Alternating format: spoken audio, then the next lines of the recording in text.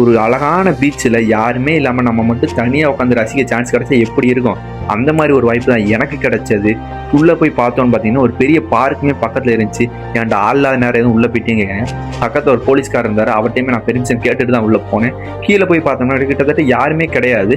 அப்படியே கொஞ்சம் சைட்லேயே வந்து பார்த்தோம்னா ஒரு சூப்பரான அழகான பீச் இருந்துச்சு. அங்கே உட்காந்து ஒரு நாளில் வாழ்க்கை சாங் கேட்டு நான் வாட்டில் உட்காந்து ரசிச்சுக்கிட்டு இருந்து யாருமே கிடையாது.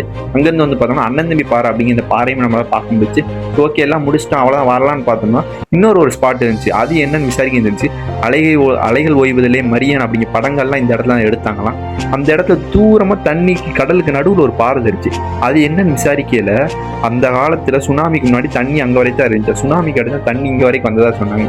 சரி ஓகே எல்லாம் பார்த்தாச்சு ஃபோட்டோ கிட்ட எடுத்தாச்சு. வந்தா தூரத்தில் நிறைய போட்டெல்லாம் படத்தில் நிற்க மாதிரி நின்றுட்டு இருந்துச்சு. அதாவது இந்தியாவிலே லார்ஜஸ்ட் பிரைவேட் ஃபிஷிங் ஹார்பர் ஆனால் ஸோ அதையுமே போய் வீடியோ போட்டுருக்கேன். நெக்ஸ்ட் வீடியோவில் பார்க்கலாம். ஃபாலோ பண்ணி வச்சுக்கோங்க.